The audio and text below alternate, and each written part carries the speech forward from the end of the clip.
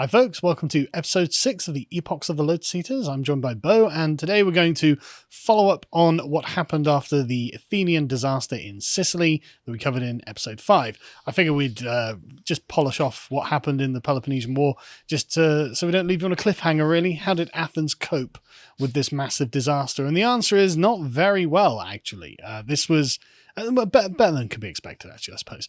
But basically, the Athenians, when they finally get word of this, after hanging a man for claiming that it happened and they didn't believe him, they were finally convinced. And I've got a quote from Thucydides here that I guess we'll begin with.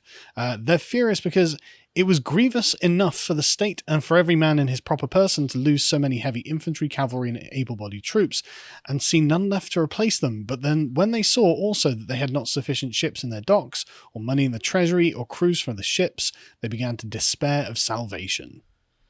Pretty bad stuff in Athens then. Yeah, it's a low ebb, sure, isn't it? I mean, Huge. Really low ebb. I mean, it's one of those. I think before I talked about Battle of Britain time. You know, it's everything's on the line. And what if you lose that, or if the Russians had lost Stalingrad or something? You know, it's like, okay, there's not really anything standing between us and the enemy. Which is incidentally exactly what the Athenians expected next. They thought the Syracusans were going to come and attack them alongside the Spartans and the Corinthians, and they were, quote, determined to resist to the last. And I always found this really interesting, is the fortitude of the Athenians, because, like, why? Like, why? Why continue? Yeah. You mean, yeah. I mean, I just don't understand it, because at multiple points during the war, and it always comes after an Athenian victory, the Spartans send a delegation to Athens and say, can we have peace now? And the Athenians always say no. It's always the Athenians saying no. And so I just don't understand. Like, what are you doing? Well, it's like when you talk about Rome, why do they never give in, seemingly? Yeah. Or why did the Germans World War II fight to the last man, to the last street? Why? I mean, why when a boxer's been knocked down 5 times in a fight and he's clearly punch drunk, but he makes the 10 count, he's going to get knocked out in about 4 seconds flat. Why does he go, yeah, I'm okay? Why? I don't know. There's something deep down in people that don't want to give up, I think. I agree, but like, what are the Athenians really fighting for? That's the thing. Because it's not like the Spartans are even saying, like, surrender your city. They're saying, we would like peace. So the Athenians will keep their sovereignty, you know, because if they're fighting not to become the slaves of the Spartans, fair enough. But that's not what the issue is. The issue is who's going to become the most dominant power in Greece. And the Athenians are like, we don't care how much this costs us. I mean, they melt down like these giant gold statues of Nike and things like this. So they start, you know, it's like selling the family silverware effectively to pay for the war. It's like, you don't have to fight this war. Alcibiades restarted the war after you had a nice long peace. The Spartans don't want to fight. No one wants to fight. It's all on you. But the Athenians are like, no, we're committed now. It's tradition. We're here for the fight. And it's like, okay, well, fair enough. Maybe it is a bit of pride, though. You know, absolutely. Because when you look back at, say, I don't know, World War I, for example, a lot of historians look back on that and say, some say it's a poor decision for Britain to have got involved. Should have just let the Germans steamroll the French, have nothing to do with us. Why did we get involved? Why did we spend all the treasure of an empire almost on that war? Why? It's just because, well, I don't know. Seemed like the right thing to do, politics. I suppose. Yeah. Plus, there is also the thing you said. Sorry, the thing you didn't say that I think maybe is an important factor is that there's obviously the rivalry between just the city-states of Sparta and Athens, but there's also between a democratic and an oligarchic system of government. Yeah. So I think that's also a thing that's playing out as well a lot of the time. I mean, it does get mentioned a fair bit. Yeah, I suspect that it is the principle of democracy that underpins a lot of it, but it doesn't come through when I'm reading the material. That's the thing. What really comes through when I'm reading the material is just the obstinacy of the Athenians and their kind of own vainglorious view of themselves. You know, no, we're Athens, we're great, even though we keep losing, but we're still great. Shut up. And you know, so anyway. But anyway, let's whiz over to Sparta and see what Alcibiades is doing. Right, yeah. So Alcibiades, as we mentioned in the last one, didn't we? That they tried to put him on trial for the desecration of the Hermae, but then let him go on the expedition, then recalled him. Yes. But he didn't want to be recalled because he knew it was going to be a show trial. Yeah. And so there's one bit where he tries to actually hide from the delegation, which is kind of un-Alcibiades, really, to hide. But he tries to hide from them, and eventually they find him, and they say, you know, what have you got to hide? And he says, you know, I just don't trust it to be fair, basically. He says, I wouldn't trust my own mother to put in the right black or white token for voting token, a shard. He's no, apart from anything else, he's no fool. He knows what was coming because in absentia, he's sentenced to death and all his property confiscated and his name condemned by the priests and things, all that. So it's as hard as they can go for him. Yeah. And he must have known that was the deal. That's what he was staring down the barrel of. So he's like, I'm not going home.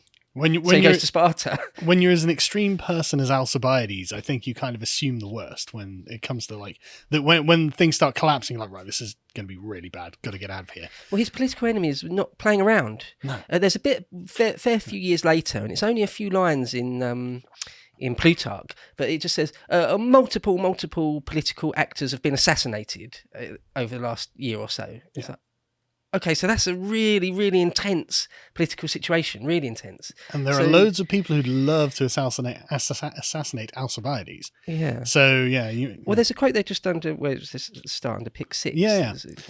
And now he decided to renounce his country altogether. So he sent word to the Spartans asking for asylum and promising that he would render them services greater than all the harm he had done to them when he was their enemy. The Spartans granted him this request and received him. And this is where he then explains to the Spartans, look, you need to do this, and this to ruin Athens. And that's what they do. I mean, this is, I assume, over a winter, during the sort of after the campaigning season's over. But the following year, King Agis does send out, he personally goes with a delegation to Decelea to fortify it, which is on Alcibiades' advice. Yeah. And is it Thucydides or Plutarch say that this, as you say here, in fact, it was this more than any other single action that wore down the resources of Athens and finally ruined her. So even though Thucydides and Plutarch don't actually put the defeat of Athens on Alcibiades' shoulders, Thucydides says that all the major decisions were made by people other than Alcibiades because of the abrasive personality of Alcibiades. All the decisions are given to other people. But I mean, it seems that he did have some impact here. Yeah. I mean, a quick thing just to mention there is the line where it says the Spartans granted him his request and received him, and then no more is said about it. But that's quite a big thing. We mentioned it the other time as well. Like, why did they do that? It doesn't. Well, anyway, we could dwell on that for a while, but it's just a little bit odd to me. Well, they know his skills, I suppose, but he has been sort of one of their deadliest enemies. But he's also, I think there are like rules of formality there. And to be honest with you, if he's going to be one of your deadliest enemies, better he's right there where you can see him than somewhere else causing you trouble. I mean, that's a good rationale, but I mean, you could also argue it's better he's in the ground. Well, I'm amazed that they didn't, frankly. Right. I mean, when you look back at it with 2020, you think as if, again, if it were a game, you just think, well, get rid of him. Yeah, absolutely. But it just seems, well, his personality is so massive. Yeah, but Alcibiades lives with the Spartans for like a year or something, doesn't he? Yeah, quite a while. And it seems, and we said in the other one as well, I can never really forgive him for that. It seems the Athenians themselves in his lifetime did, or most of them, I can forgive him. I mean, he was condemned to death in absentia. I can forgive him. And one of the things is, you said as well, I think he's quite chameleon-like.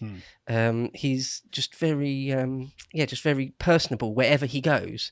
There's a bit in Plutarch that says, he says it's a spell. That he casts over people wherever he goes. So when he's in Sparta, he dresses like a Spartan, lets his hair grow long because that's a Spartan thing. You let your hair grow long. It's all from Lycurgus, I think.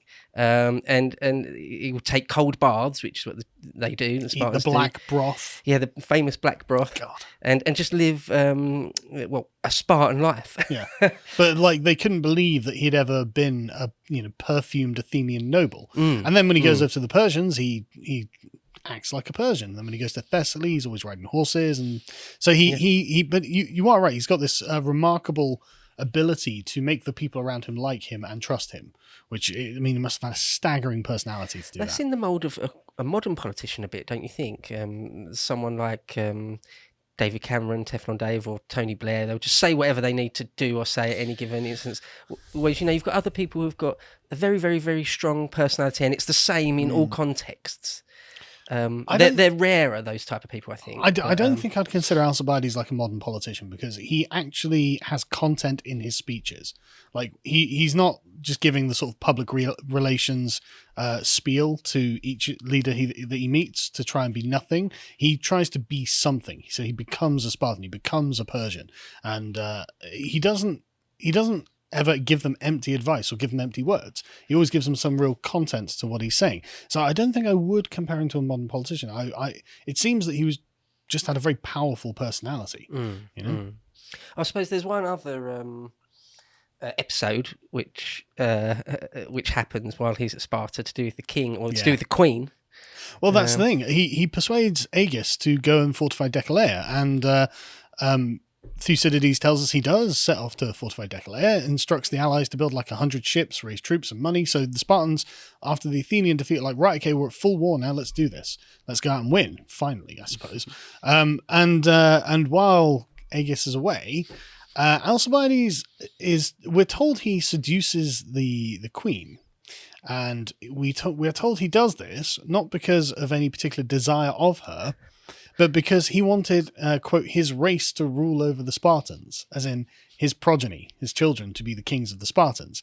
But the problem is that Agis hadn't had relations with his wife for something like 10 months. And so when the child's born, Agis was like, well, the dates just don't match up. It's not my child. And the child does not become the heir apparent to the throne or one of the thrones of Sparta. So that fails. He refuses to acknowledge him, doesn't he, when the kid grows up? He does. And this is not good for Alcibiades. Timea, I think the queen's name was, and she didn't attempt to deny the fact. So completely, quote, so completely was she carried away by her passion for him. Yes. So, well, that's strong, isn't it? That's very strong. Bloody strong. Emotion. He just cucked the king of Sparta, and she's like, "Yeah, Alcibiades is so great." It's like, God damn it. To watch the full video, please become a premium member at lotuseaters.com.